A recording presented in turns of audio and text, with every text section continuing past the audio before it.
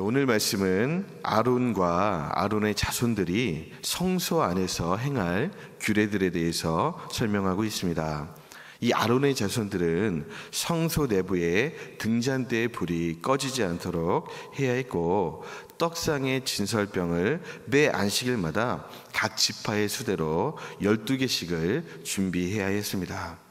교체된 떡은 거룩한 떡이었기 때문에 아론의 자손들이 먹되 성막 안에서 거룩히 구별된 장소에서 먹어야 했습니다. 이 출애굽한 이스라엘 백성들이 이렇게 하나님과 만나는 것은 쉬운 일이 아니었습니다. 하나님께서 주신 설계도와 재료대로 성막을 만들고 예법에 따라 제사장들을 통해 제사할 때에만 하나님은 당신의 백성들과 만나 주셨던 것이죠. 그래서 이스라엘 백성들은 언제나 이 성막을 중심으로 생활해야 했고, 이 성막을 중심으로 동서남북 세 지파씩 12지파가 위치해서 행진하고 이동해야 했습니다. 모든 이스라엘 백성의 삶의 중심에 이 성막이 있었던 것이죠. 그리고 그 성막 위로 하나님께서는 하나님의 임재를 보여주십니다. 낮에는 구름 기둥으로, 밤에는 불 기둥으로 나타나시면서 내가 이 위에 내 임재를 두겠다, 이 모습을 하나님께서 나타내 보여주신 것이죠. 그런 방식으로만 구약시대에 하나님을 경험했던 유대인들로서는 신약이 이르러서 예수님의 이 십자가와 부활, 이 모든 예수님의 사역이 어떻게 이 성소의 제사를 완전케 했는지, 왜 예수님이 이 성소의 제사를 완전케 한 메시아인지를 이해하지 못했고, 물론 지금도 유대인들은 이 예수님을 메시아로 받아들이지 못하고 있습니다. 그런데 우리가 읽고 있는 이 신약 성경 히브리서는요, 이러한 이 성소의 제사들, 이 성막의 제사들이 어떻게 예수님이 오심으로 완성되었는지에 대해 잘 설명해 주고 있습니다. 우리 괜찮으시면 히브리서 9장 9절에서 12절을 한번 찾아보겠습니다. 히브리서 9장 9절에서 12절까지 말씀.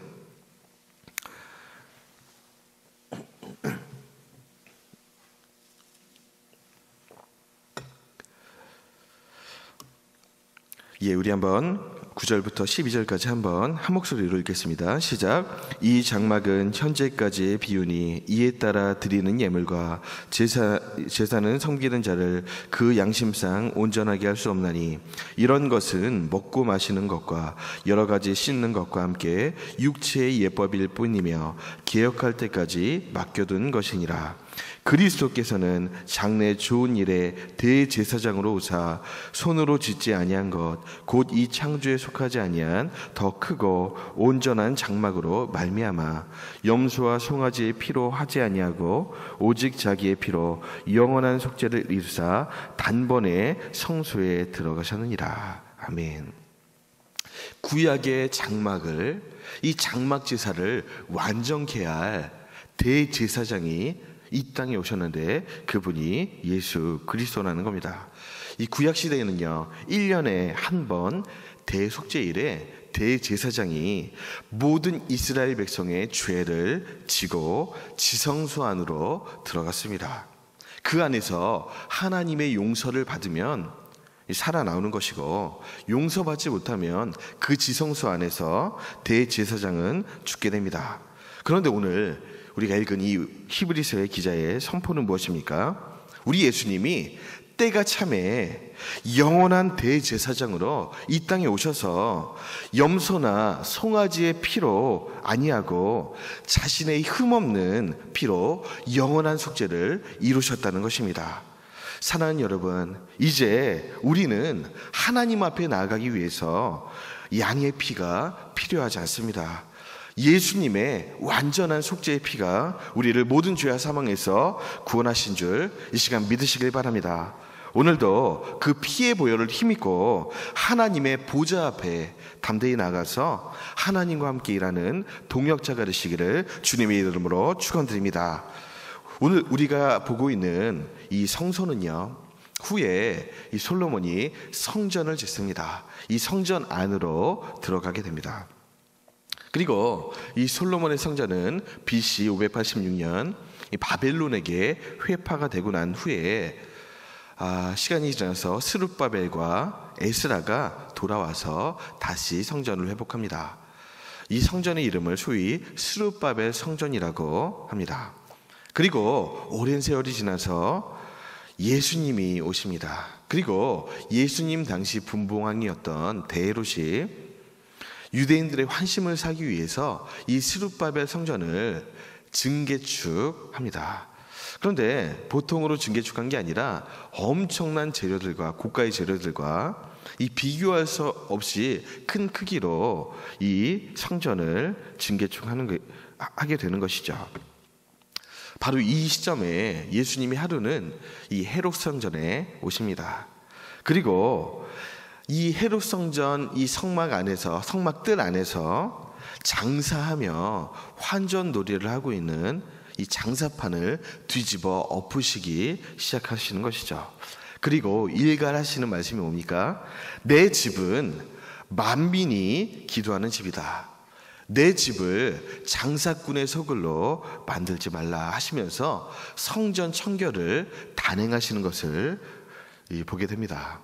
예수님이 이렇게 말씀하신 이유가 있는데요, 이 당시 성전은 구약의 성막과 같이 이 성전 안에 성소와 지성소가 제일 안쪽에 있었고, 그 밖으로는 희생 제사가 드려지는 성소 뜰이 있었습니다. 이 안으로 이스라엘 남자들이 제물을 가지고 제사장에게 번제단에 이 제물이 태워지도록 드렸던 것이죠.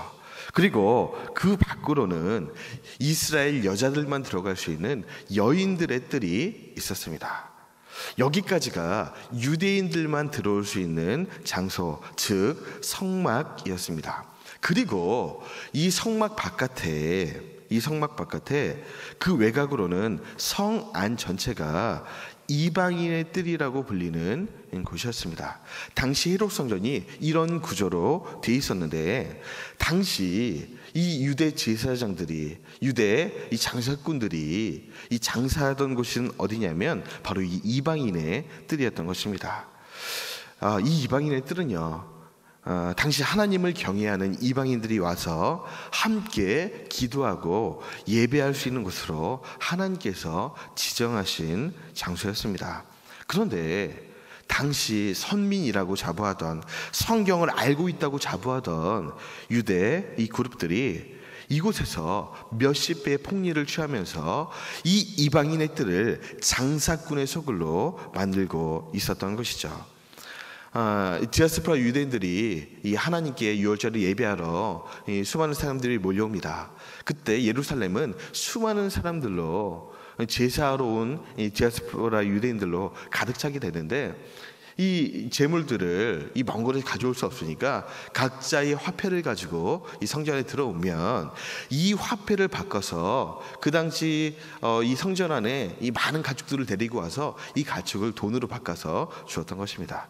그런데 보통으로 폭리한 게 아니라 몇십 배의 환차를 가지고 이렇게 폭리를 취하면서 이득을 얻고 있었던 것이죠. 그래서 우리 예수님이 이 성전에 오시자마자 하신 일이 뭐냐면, 만민이 와서 예배해야 될 이 이방인의 뜰을 장사꾼의 소굴로 만든 그 성전을 완전히 쓸어버리신 것이죠. 사랑하는 여러분, 신약 시대에서의 성전은 어디입니까?